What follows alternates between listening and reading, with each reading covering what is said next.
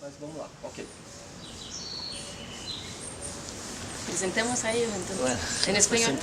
En español. Okay. Bueno, estamos con Alberto Acosta y Ulrich Brandt, que son los autores de este libro, Post-extractivismo y Decrecimiento, que recién se ha publicado por la editora Elefante. Y estamos para conversar sobre la situación de América Latina, de Europa, y cómo los planteamientos de este libro se relacionan con lo que piensan ustedes del presente político de la humanidad. Si me permites un comentario y me prestas un momento el libro, Post-extractivismo y Decrecimiento como salidas del laberinto capitalista. Son dos aproximaciones que buscan establecer puntos de contacto entre lo que podrían ser dos corrientes de debate en la actualidad. La idea del decrecimiento por un lado, la idea del post-extractivismo por otro lado. El decrecimiento surge o tiene mucho más fortaleza en el norte global, particularmente en Europa, y sobre eso venía trabajando Ulrich, ¿ya? Y el tema del post-extractivismo tiene naturalmente mucho más fuerza, aunque no exclusivamente, en el sur global.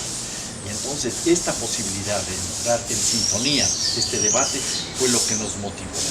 Un libro que va adquiriendo fuerza y que va dando lugar a debates muy interesantes. El libro ya está traducido a varios idiomas, al portugués, al alemán, al español, por supuesto, escribimos en español, tiene ediciones en Argentina, en Chile, en Ecuador, y creo que abre la puerta a un debate muy interesante que nos permite tender puentes entre el norte global y el sur global, y podemos llegar luego, podríamos desarrollar esa discusión, a establecer elementos que nos dicen que la discusión del decrecimiento tiene asidero, tiene importancia en el sur global, e igualmente la discusión del post-extractivismo en el norte. ¿Puedo hacer una pregunta respecto al título? Porque esas dos expresiones, post-extractivismo y decrecimiento, no son tan usuales en el debate público en Brasil, en América Latina. Son expresiones que son mucho usadas por personas que están mirando el debate ecológico, los desafíos ecológicos del mundo. Y en la introducción del libro, Maristela Svampar se acuerda que Frederick Jameson dice que hoy día es más fácil imaginar el fin del mundo que el fin del capitalismo. Entonces, ustedes acá están proponiendo que el post-extractivismo y el decrecimiento son posibles salidas al capitalismo. ¿Podrían explicar por qué son salidas y qué exactamente quieren decir con decrecimiento y post-extractivismo? En un lado del libro argumentamos que el post-extractivismo y el decrecimiento son condiciones para realizar el buen vivir y son condiciones que superan el imperativo del crecimiento capitalista. Yo hablo sobre Europa y decrecimiento y después Alberto sobre el post-extractivismo.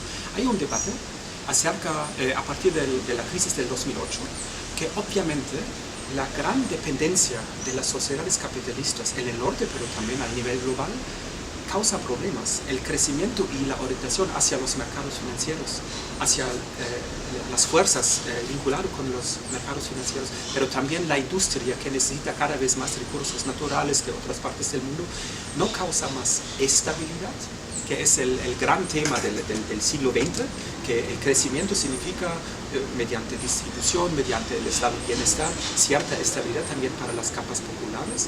Y el argumento que ya empezó en los 70s, retomamos la discusión de Ivan Illich y André Gortz de los 70s, pero sobre todo a partir del 2008, que quedó claro que hoy estamos en una crisis y la crisis tiene que ver con la constelación capitalista, con la orientación hacia el crecimiento, que no es solamente la acumulación de capital, claro, es fundamental, pero también que está inscrito en la política estatal, en las prácticas cotidianas de la gente, pero obviamente crea cierta inestabilidad. Entonces, la salida del laberinto capitalista, que es el subtítulo, el laberinto es que no hay salida bajo condiciones capitalistas para la mayoría. No, sabemos que para pocos, también para las clases medias en el norte global y también tal vez aquí en América Latina, el crecimiento capitalista todavía tiene que ofrece algo. Y hoy en día la cultura capitalista nos cuenta que el bienestar está asegurado con el crecimiento capitalista, con todas las fuerzas, con toda la legitimidad de la inversión privada, de las relaciones de poder, y la perspectiva de decrecimiento dice no, tenemos que repensar qué es bienestar, cómo trabajamos, cómo consumimos, cómo vivimos, cómo nos movemos, cómo nos vestimos, cómo creamos ciudades y estas cosas, lo vamos a mencionar más tarde, y yo creo que es el punto fundamental, y es la salida del laberinto capitalista. Por detrás de todo este debate hay una lectura de un capitalismo específico. ¿Cuál es ese capitalismo? ¿Y qué herramientas tenemos para repensar la izquierda en este nuevo contexto, en este capitalismo contemporáneo? Yo sintonizaría la reflexión a partir de lo que ya se dijo anteriormente. A primera vista, esta discusión del decrecimiento económico pertenece al mundo del norte y la discusión del post-extractivismo pertenece al mundo del sur, a primera vista. Hay que notar una diferenciación. Las ideas de decrecimiento vienen desde el mundo de la academia y paulatinamente se están transformando en la base de un movimiento, diría un movimiento social, con mucha fuerza en el norte, que tiene ciertos adeptos en el sur. El post-extractivismo no proviene desde la academia. El post-extractivismo es una lucha cotidiana de una cantidad enorme de comunidades que resisten frente a los embates de los extractivismos en plural. Extractivismo minero, extractivismo petrolero, extractivismo forestal, extractivismo agrario. Hay distintas formas de extractivismo que están afectando las comunidades, la vida de las comunidades y el equilibrio ecológico. Y frente a eso la gente está resistiendo.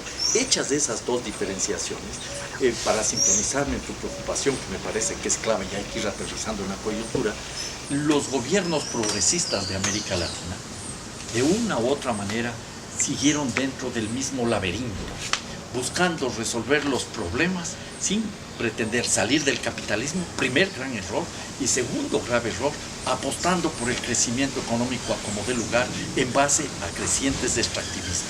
Vean lo que hicieron todos los países en América Latina con gobiernos progresistas. Fueron una suerte de opciones puestas en marcha para profundizar los extractivismos. El caso brasileño. Brasil da paso a un proceso de reprimarización acelerado con los gobiernos del PT y hay un proceso de desindustrialización. ¿Cuánto exportaba Brasil de materias primas al inicio del gobierno del PT? Algo como 60-62%. Terminan exportando cerca del 80% de todas las ventas externas son materias primas. Entonces hay una suerte de apuesta por los extractivismos, porque Brasil, Ecuador lo mismo, Bolivia, Venezuela mucho más, son presas de esta lógica que se deriva de lo que María Estela Svampa definía como el consenso de los commodities. Y entonces toda América Latina, con gobiernos progresistas y gobiernos neoliberales, apuestan a sacarle el máximo provecho a esa ventana de oportunidad que se da en el mercado mundial. Los precios de la materia prima son altas, hay una gran inversión para obtener cada vez más recursos naturales y se embarcan en eso. Y lo hacen buscando el crecimiento económico por la senda del desarrollismo. Yo hablaría, si ustedes quieren, como se dice en Brasil, de un nuevo desarrollismo, que no tiene una diferencia que afecte de manera estructural la matriz de acumulación capitalista ni la matriz de la transformación productiva. No se da, la misma estructura productiva se mantiene, y esa es una de las tantas explicaciones por qué estos gobiernos progresistas entran en crisis. Y aquí una puntualización. Para mí progresismo no es igual a izquierda. Hay una enorme diferencia si nos remitimos a los planteamientos iniciales de las izquierdas. Para las izquierdas, dentro de la izquierda, no nos confundimos. La gran mayoría de las izquierdas está en favor del crecimiento y está en favor de un capitalismo regulado. Tenemos un debate a partir de los 90s, 2000, las variedades del capitalismo. El capitalismo conservador, el capitalismo liberal, el capitalismo socialdemócrata, y la mayoría de las izquierdas en Europa están en favor de un capitalismo regulado, de un capitalismo, de un corporatismo, es decir, de competitividad, de asegurar la competitividad de Alemania, de Austria, de Europa, pero mediante la integración de los sindicatos, de dar derechos a los trabajadores, ciertas regulaciones en el mercado laboral, etc. Y nosotros tratamos de empujar el debate acerca del descrecimiento, de cuestionar esto. También es un debate dentro de la izquierda y cuestionar hasta el partido de izquierda en Alemania, todas las socialdemócratas, democracias que dicen... Y los sindicatos tienen enorme dificultad para discutir eso. Yo hago proyectos de investigación, yo trabajo mucho con los sindicatos para hacer entendible. Yo no estoy abstractamente en favor o en contra del crecimiento. Esta es la interpretación de esos. Y yo no digo con el descrecimiento, una crisis es buena. En una crisis tenemos más uso de los recursos naturales. Había un año en las últimas décadas cuando las emisiones del CO2 se redujeron, era 2009. Por la crisis. No es la perspectiva del crecimiento, sino de pensar un proyecto, una transformación, mediante de luchas, mediante de ideas, de propuestas, de alternativas concretas, cómo nos liberamos de este imperativo capitalista. Entonces nosotros tratamos de entrar como intelectuales, como activistas, también de hacer entendible, claro, necesitamos esta transformación, pero cuestionando el modo de producción capitalista y el modo de vida imperial, como lo llamo, un modo de vida imperial que permanentemente se refiere en la cotidianidad, en la producción, en la vida de la gente, a los recursos baratos del mundo, del mercado mundial y del trabajo de otros países del sur global. El libro lo que busca es poner en sintonía estas discusiones. La discusión del norte global, que ya hemos mencionado, tiene un asidero muy fuerte la cuestión del decrecimiento. No es simplemente una reducción de la economía, sino una transformación política de la sociedad, otro tipo de sociedad, otra forma de organizar la producción, otra forma de organizar el consumo, otros procesos, otras estructuras de consumo y por supuesto otras formas de vida. En ese sentido nosotros estamos planteando también desde el post-extractivismo la necesidad de encontrar alternativas, porque post-extractivismo lo único que dice es más allá del extractivismo, no nos da un contenido, de una u otra manera estamos diciendo lo que no queremos. Entonces, para construir eso se recurre a las experiencias, a los valores, a las prácticas existentes en muchas comunidades indígenas. Yo hablaría de la enorme riqueza que hay en la indigenidad, para no quedarnos solo en América Latina. Hay experiencias de este tipo en otras partes del planeta, sea en África, sea en la India, y en ese sentido lo interesante aquí es que recurrimos a comunidades con una larga memoria, comunidades que de una u otra manera nos están diciendo sí hay otras formas de organizar la vida, la economía, la sociedad, la política misma. Y ese es el reto que tenemos nosotros ahora entre manos, tratar de identificar esas capacidades existentes y ponernos en sintonía. Pero ojo, aquí sí tiene que quedar absolutamente claro, no se trata simplemente de llegar a las comunidades indígenas, copiar su visión de mundo y trasladarla a las ciudades, a las grandes urbes. Eso sería uno de los mayores errores, porque no es posible hacer una cosa así. Ya basta de mandatos globales, como fue el mandato global del desarrollo que se planteó hace cerca de 70 años. Nosotros tenemos que abrir la puerta a una suerte de pluriverso, para usar el término planteado por Arturo Escobar, y ponernos en sintonía con la visión de los zapatistas. Un mundo donde quepan muchos mundos, pero todos los mundos viviendo en armonía entre sí, en donde la vida digna sea posible, tanto para seres humanos como para seres no humanos. Eso es lo que tiene que ver con la armonía, la armonía con la naturaleza, los derechos de la naturaleza. Entonces, las ideas del buen vivir hay que recibirlas como un insumo para construir buenos convivires acotados a la realidad de cada una de las regiones. No hay un solo buen vivir, no puede haber un solo buen vivir, sería una locura tratar de imponer otra visión, otro mandato global. Yo rescato aquí la fortaleza de una visión de buenos convivires, que tenga ejes claves y fundamentales: rescatar lo comunitario, respetando lo individual. Somos comunidad, no somos individuos aislados. Estamos viendo que esa vida aislada, de ese individualismo extremo, está provocando situaciones aberrantes. En este año, en Inglaterra, se conformó el Ministerio de la Soledad para acompañar a la gente que está tan aislada, tan sola, tan abandonada. El Ministerio de la Soledad. Eso nos indica que hay que evitar llegar a esos extremos. Y por otro lado, no solo que vivimos en comunidad entre los humanos, sino que somos una comunidad con la naturaleza, somos naturaleza. Y el reencuentro con la naturaleza nos remite necesariamente a muchas discusiones de crecimiento económico, porque un crecimiento económico permanente en un mundo con límites biofísicos claros es imposible, solo desde una perspectiva ecológica. Crecimiento económico, más allá de capitalista o no capitalista, es imposible. El crecimiento económico tiene que tener límites, y llegamos ya a temas fundamentales que creo que son elementos para la discusión ahora, en las cuales la izquierda está cargando con el peso de los fracasos de los progresismos. Y ahí hay que hablar de un proceso para ir dejando algunas adicciones en el camino. Una de la adicción permanente y crecimiento económico. Otra adicción, el extractivismo a ultranza, que no resuelve los problemas, los agudiza. Otra adicción, creer que todo se va a resolver desde el Estado. Yo creería que eso nos plantea entonces una serie de elementos muy interesantes para ponernos en sintonía con la coyuntura latinoamericana, que es lo que me interesa más en este momento. Claro, siempre hay el peligro de una romantización. Los indígenas queremos vivir bien tranquilos con la naturaleza y todo, pero yo creo que si pensamos, retomando también el capitalismo, que el capitalismo no es todo, no es una totalidad, sino siempre hay alternativas muy concretas y sabemos cómo podemos reorganizar las ciudades, por ejemplo. Yo digo en mis textos, en mis charlas, ¿cuál sería una perspectiva de una ciudad, de un Viena, mi ciudad, o de un Berlín y una París, liberada de la automovilidad? ¿Qué significaría?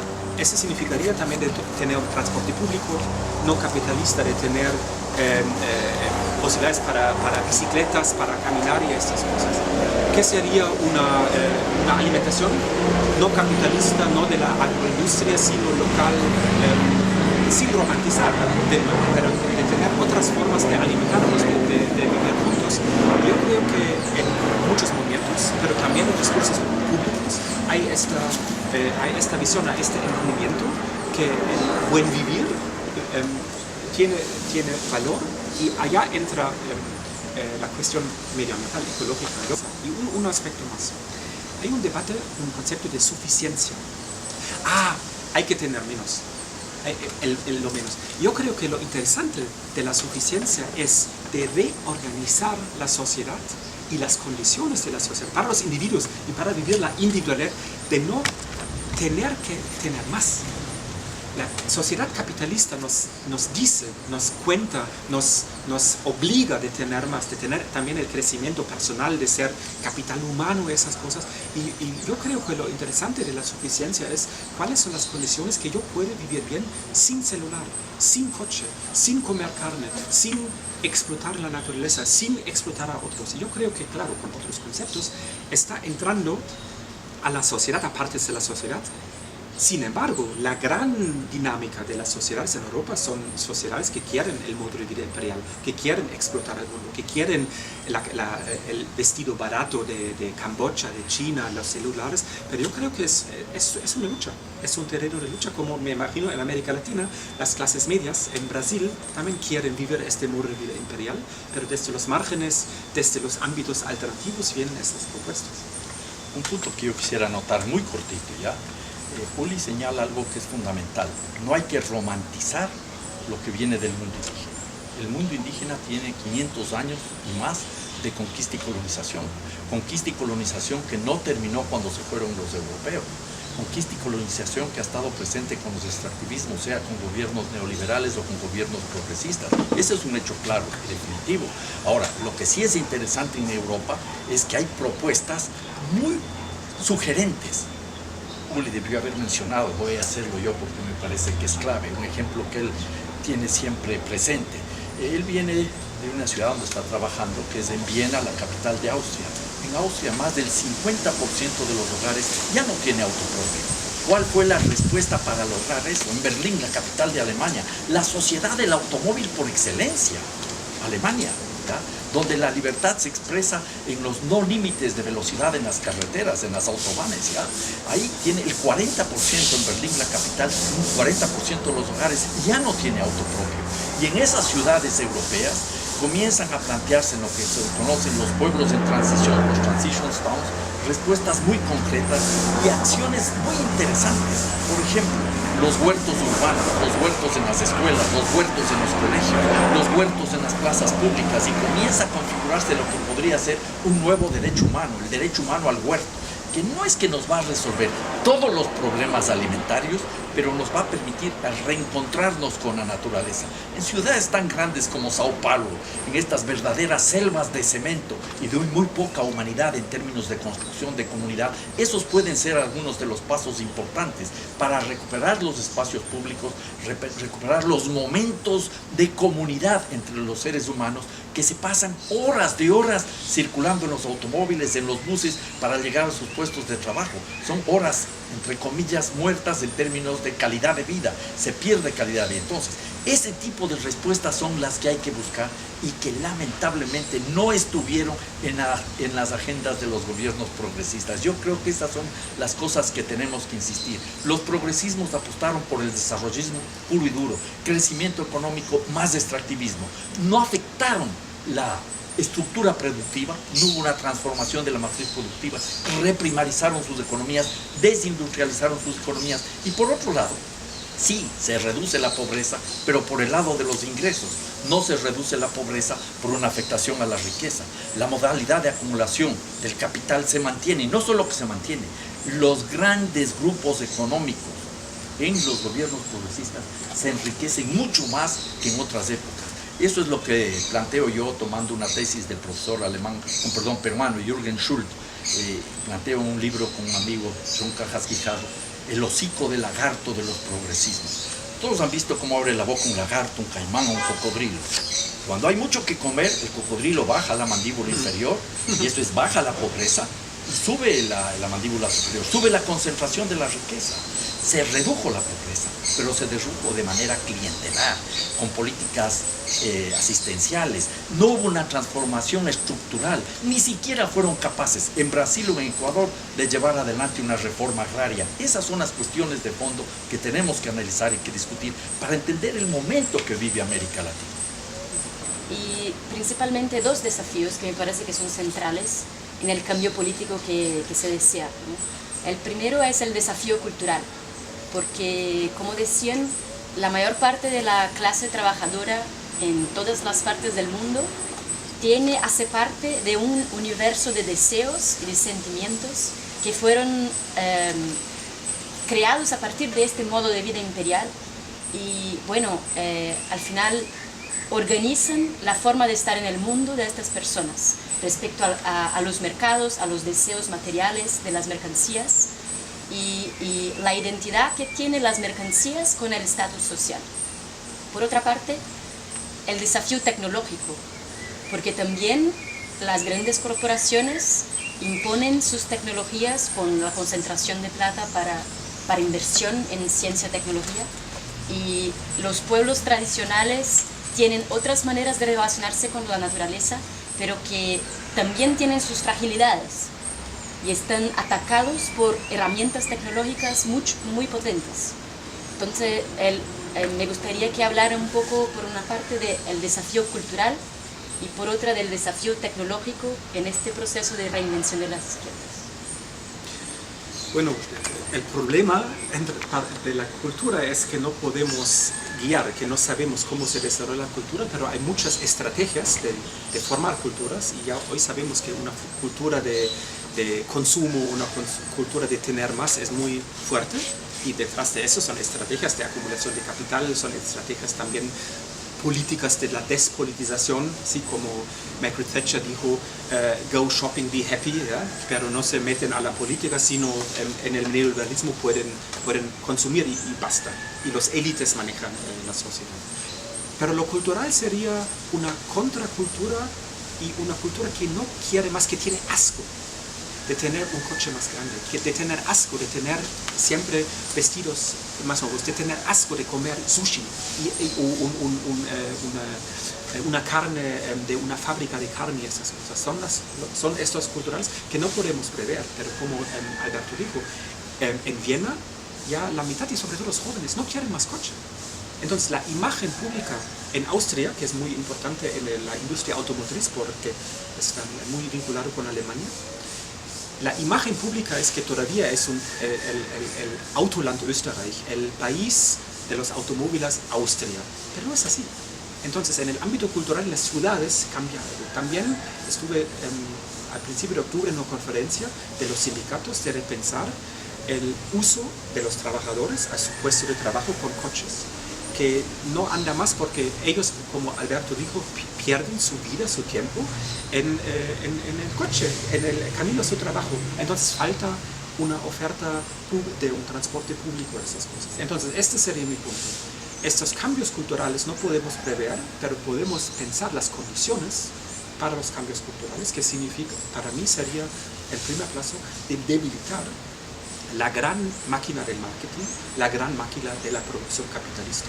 Entonces, estos cambios culturales tienen lugar en contextos concretos. Y se decide debilitar, digamos, el otro lado, el lado del marketing y esas, pero también de fortalecer las condiciones de vida, que significaría transporte público, que significaría de no tener solo la comida ecológica en ciertas tiendas que son más caras, sino también en cocinas públicas. Hay muchas cocinas públicas donde la gente recibe su almuerzo en el trabajo, y de tener iniciativas concretas. En Viena son 15.000, 18.000 almuerzos cada día para gente que tiene que ser muy claro que es comida regional, que es comida ecológica, a un buen precio. Entonces, esas serían las condiciones de cambiar la cultura. Yo retomaría tu pregunta. Tu pregunta tiene varios elementos. Uno es la cuestión de la tecnología y la cultura. Y hablo algo de eso, Ulrich Frank. Me parece que es importante. La tecnología no es neutra, la tecnología sirve a determinados intereses, desatada la lógica de acumulación del capital, pero sería muy importante que la gente común y corriente comience a reflexionar sobre estas cosas del consumo. ¿Cuál es el papel de las izquierdas? ¿Qué deben hacer las izquierdas? Las izquierdas, en primer lugar, tienen que asumir una posición crítica y autocrítica. Muchas veces las izquierdas fueron funcionales a la configuración de gobiernos que luego ya no serían de izquierda, sino progresistas. Y a cuenta del proyecto histórico, toleraron y aguantaron arbitrariedades, autoritarismo, extractivismo, neodesarrollismo, modernización del capitalismo, que es lo que hicieron los gobiernos en Brasil, en Ecuador, en Bolivia, en Venezuela. Modernizaron el capitalismo con distintos grados de profundidad. Las izquierdas tienen que dar paso entonces a procesos de crítica y autocrítica y a radicalizar la democracia. Ese es el gran reto, no solo en el discurso, sino en sus estructuras y en sus prácticas. Las izquierdas, en definitiva, tienen que dar cuenta de todas las inequidades, de todas las violaciones, de todas las formas de explotación que aparecen en el capitalismo. Una izquierda, para ser izquierda, no puede ser solo la que enfrenta la contradicción capital-trabajo. Eso está bien, pero no es suficiente. Tiene que enfrentar con claridad el patriarcado, el machismo. Si la izquierda no es feminista, no es izquierda, es una izquierda patriarcal. Tiene que enfrentar simultáneamente la destrucción de la naturaleza. La izquierda tiene que ser ecologista, si no, no es izquierda. Y la izquierda tiene que ser decolonial, porque ese es uno de los grandes retos para América Latina. ¿Cómo superamos la colonialidad del poder, del ser, del saber? La decolonialidad, el feminismo, el ecologismo y el socialismo son elementos consustanciales de una nueva izquierda. Y todo eso demanda siempre más democracia, nunca menos. No hay camino alternativo. La democracia es el camino para la gran transformación ecológica social. Para mí es el punto medular. Estamos en una coyuntura, tanto en Europa como en América Latina, donde tenemos que pensar respuestas políticas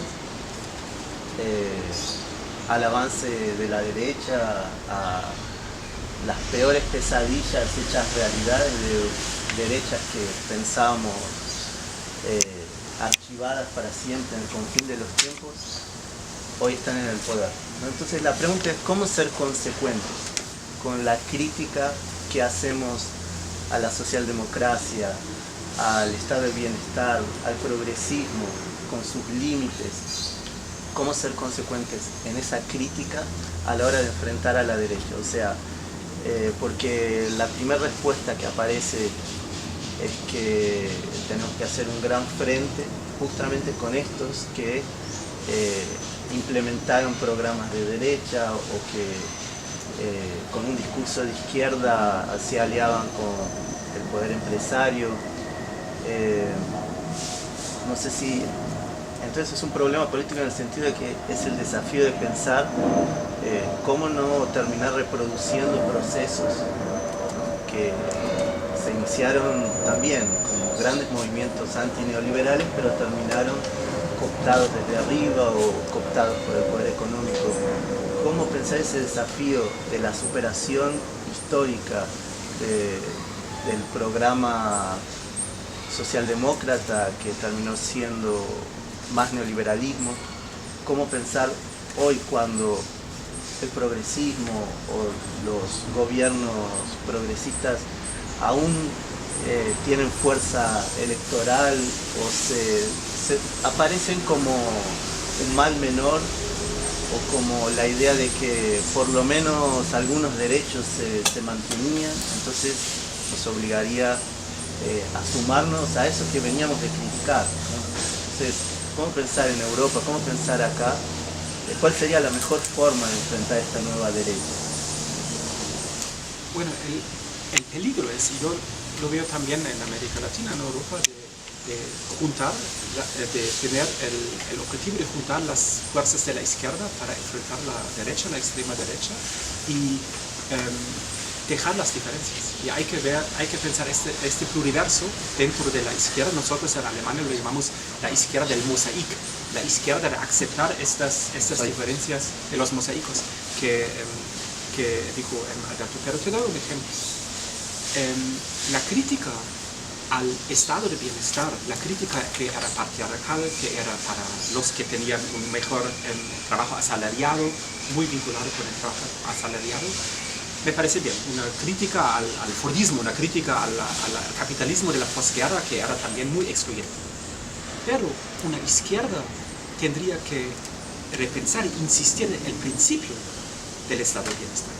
Es una diferencia, el principio del estado de bienestar, que alguien, un miembro de una sociedad, independientemente de su género, de su ciudadanía, de su edad, tiene en una situación de necesidad, tiene ciertos derechos a salud, pero también tiene derechos de educación y esas cosas. Entonces, hay que criticar el hecho histórico, cómo se hizo históricamente el estado de bienestar, pero hay que mantener y hay que incrementar el principio del estado de bienestar. Y en este es para mí un buen ejemplo de repensar la izquierda. Con respecto a la democracia, para mí no sería suficiente de una perspectiva socialdemócrata diciendo queremos democracia política, sino hay una historia muy interesante de una democracia económica. De realmente pensar quién decide sobre las inversiones, quién decide sobre la organización del aparato de producción, el aparato de distribución, que es la democracia económica, pero también cuáles son las precondiciones de la democracia, las precondiciones, las competencias de la gente, los discursos públicos, los discursos abiertos, las críticas. Sí, estas precondiciones lo podemos llamar la cultura democrática. Y la izquierda tiene un problema con la derecha actualmente. Yo creo que Viktor Orbán en Hungría lo dice de manera más explícita. La derecha, la ultraderecha, sobre todo la ultraderecha, habla de una democracia ilegítima. Él dice, Orbán, explícitamente en sus discursos, la democracia liberal siempre está fortaleciendo los poderosos, los ricos, y nosotros necesitamos un proyecto incluyente para la nación, para los de ciudadanía de Hungría, en contra de los migrantes, para defendernos, en contra de la globalización, en contra de la Unión Europea y estas cosas. Y la democracia iliberal implica un desprestigio, un no reconocimiento de la oposición política, del oponente político, que no reconoce las instituciones políticas y otras cosas, los medios de comunicación. En Austria tenemos un debate que el gobierno de la derecha y ultraderecha no quiere hablar más sobre los medios críticos. Es un escándalo. Hay un email, un mensaje del ministro de Asuntos Interiores, que está en manos de la ultraderecha, diciendo, por favor, los políticos no hablan más con los medios críticos. Y también, digamos, desprestigia el debate público. Entonces yo diría, en este momento del auge de la ultraderecha, la izquierda tiene que insistir en una profundización de la democracia. pero de manera muy concreta, ¿qué significa para debates públicos? ¿Qué significa para la educación, esta cultura democrática? ¿Qué significa al nivel de las empresas mismas? ¿Sí? Y no quedarse en la defensiva. Ahora están restringiendo la democracia política, tenemos que defender los derechos, sino de aumentar, de tener propuestas de profundizar la democracia. Yo creo que es una de las cosas. Y la socialdemocracia tiene que entenderlo. Y imagínense, tenemos que recordar que después de las elecciones en Alemania en 2009 y 2013, la izquierda en el Parlamento tenía la mayoría. Pero la socialdemocracia no quería colaborar con los verdes y con el partido izquierdo. Y ahora están en la coalición con los conservadores. Entonces, ¿cuáles son también esta idea de la izquierda del mosaico? De también aceptar como socialdemocracia que hay nuevas fuerzas más de la izquierda de ellos mismos y colaborar con estos. También esas son estas culturas políticas. Bueno, aquí hay que partir por una constatación. La derecha no disimula.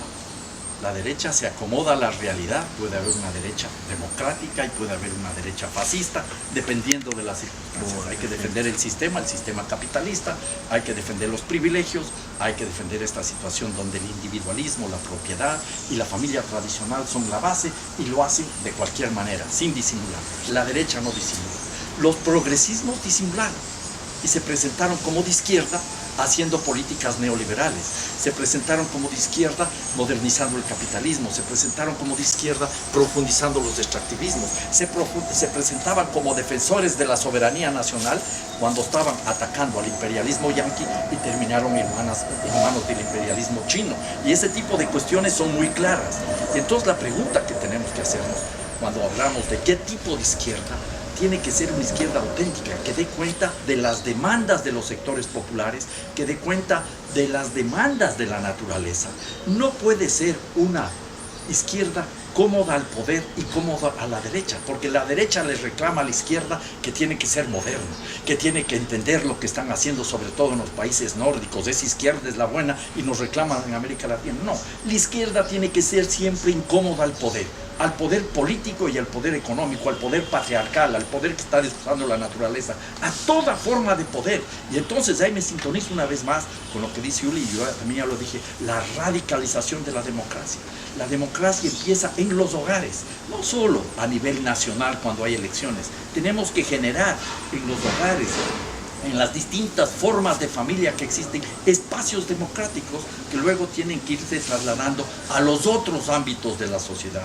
Una cogestión obrera es clave, es fundamental, pero no es suficiente. Tenemos que ir entonces avanzando a construir una izquierda que supere el capitalismo, una izquierda que conviva con el capitalismo. Para un modo de ver, es una izquierda que está disimulando el progresismo y no está dando una respuesta auténtica. Entonces, por un lado, autenticidad. Por otro lado, la izquierda tiene que ser humilde, tiene que reconocer todos sus errores, tiene que hacer un esfuerzo para liberarse de una serie de adicciones. Por ejemplo, una adicción fundamental es el Estado. Creer que hay que asaltar el Estado para cambiar el mundo, no. El Estado es siempre una estructura de poder y con el Estado capitalista no se puede hacer una transformación de corte socialista, ecologista, feminista, decolonial. No hay cómo, hay que cambiar el Estado, hay que pensarlo desde la comunidad.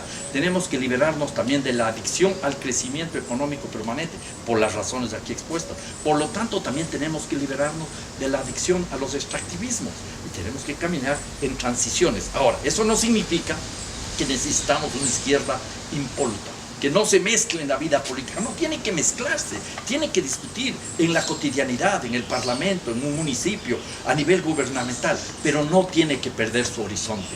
Su horizonte tiene que ser eminentemente emancipador. De eso se trata, emancipar la vida de todos los seres, sean seres humanos o seres no humanos. Derechos de la naturaleza, derechos humanos, que son simultáneos. No puede haber justicia social sin justicia ecológica. No puede haber justicia ecológica sin justicia social.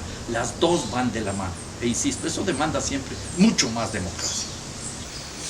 En varios momentos llamaron la atención sobre la necesidad de concientizar o de un movimiento que modifique las costumbres, los hábitos consumistas, el deseo del auto grande. esto se traduce, no sé, dentro del marco del capitalismo muchos podrían estar de acuerdo, podrían aceptar un capitalismo más sustentable, más ético, y al mismo tiempo esto se podría traducir en legislación, medidas estatales, incluso pensando en medidas contra el extractivismo, aparece el Estado como una herramienta para limitar los excesos, ¿no? Preservar la naturaleza, pero sabemos que este es un límite, ¿no? Y ustedes están hablando de un proyecto de emancipación y anticapitalista, ¿no? Entonces, ¿cómo pasamos de esta necesidad de un movimiento en la sociedad que vemos que avanza no necesariamente por un camino de cambio estructural, cómo llegamos a dar ese paso de pensar otra sociedad? ¿Qué lugar puede el Estado ser un actor acá, o tenemos que poder plantear la idea de un movimiento que desde abajo desarme a las estructuras? No sé, tenemos la experiencia en Europa de mayo del 68, los movimientos incluso globales, con su fuerza en lo social, y en América Latina también, los movimientos sociales, los pueblos indígenas. ¿Cómo pensamos esa relación con el Estado y ese paso más allá de lo que sería un cambio dentro del sistema?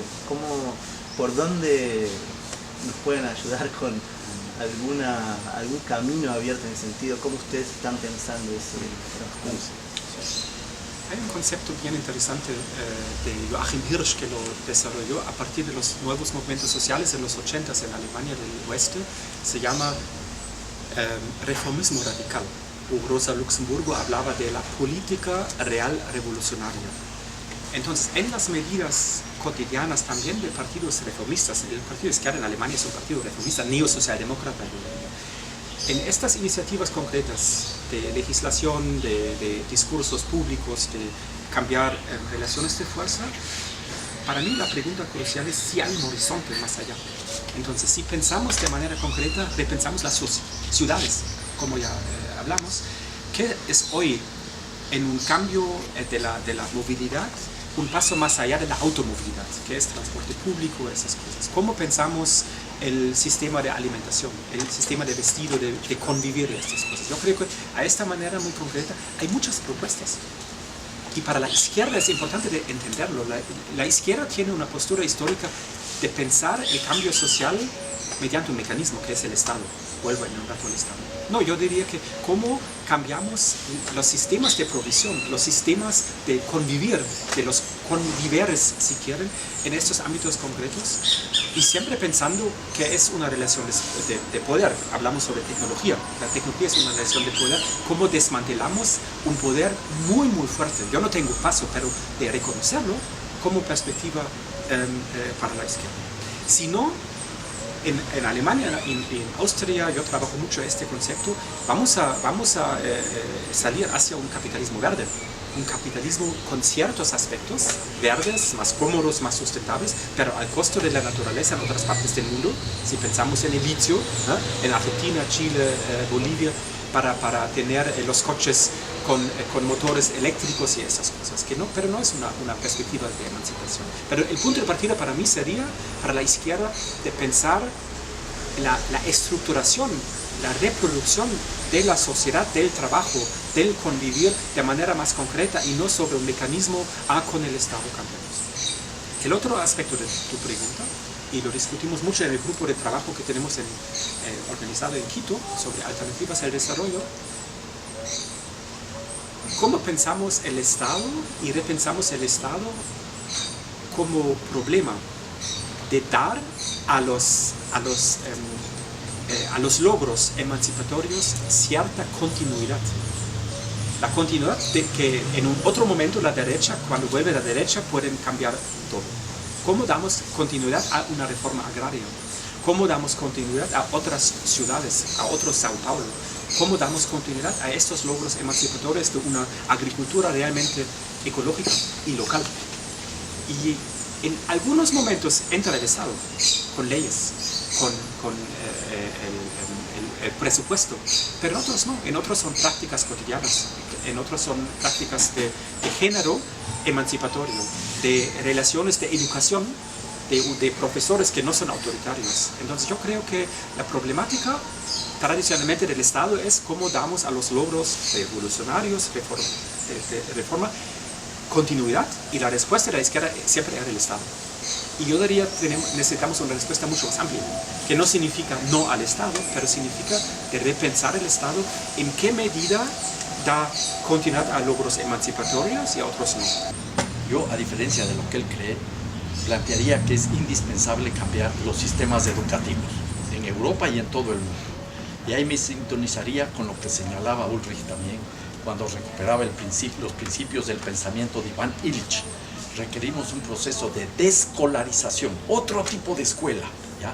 Una escuela que favorezca lo comunitario, no lo individual, una escuela que favorezca la solidaridad, no la acumulación, una escuela que favorezca lo que es la relacionalidad y la reciprocidad y no simplemente un proceso de competencia individualista. Pero esos son temas de fondo que hay que discutirlo y que se pueden dar respuestas inclusive sin el Estado, porque las comunidades pueden ir asumiendo en sus manos respuestas concretas en todos estos ámbitos, empezando por la educación. La educación es clave y fundamental para pensar en otras sociedades, porque desde los pequeños, los chicos, las chicas, no tienen que ser infectados por el chip del consumismo, y eso es clave. Ahora, la pregunta no es más Estado o más mercado, creo que son preguntas equivocadas. El Estado tiene que funcionar y poco a poco tenemos que repensar el Estado si todavía creemos que sirve para algo el Estado. El mercado nunca puede ser el mecanismo de organizar ni la economía, peor la sociedad y la política. Y entonces ahí surge para mí algo que es fundamental, la comunidad, lo comunitario, las comunidades en plural. Desde allí hay que repensar el Estado, hay que transformar el Estado y controlar los mercados que son heterogéneos y que pueden estar al servicio de la sociedad si están adecuadamente controlados. Los mercados pueden ser incluso espacios de transmisión de culturas, de civilización, como han sido los mercados indígenas, los mercados en las favelas, los mercados en las comunidades afros. Entonces yo creo que la gran tarea aquí es cómo planteamos respuestas concretas ahora sin perder de vista la visión utópica de futuro. Porque si nos quedamos solo en la visión utópica de futuro, nos quedamos en la academia, las universidades aisladas de la realidad, que no tienen nada más que aportar, que ya prácticamente han terminado ya su función histórica de largo plazo. Pero si nos quedamos solo trabajando en respuestas concretas, vamos a estar al nivel del voluntarismo permanente, ¿ya? Entonces hay que combinar las dos cosas. Respuestas concretas, el aquí y el ahora, sin perder de vista esa visión de largo plazo, las utopías. Y habrá que construir todas las utopías que sean necesarias para caminar, que para eso sirve la utopía, decía Eduardo Galeano. El reto entonces aquí, tener la capacidad de dar respuestas a lo que la gente demanda ahora, sin dejar de tener la visión de largo plazo. Esto es un ejercicio muy complejo, muy difícil, pero muy enriquecedor. Yo creo que no hay otro camino para salir del laberinto capitalista.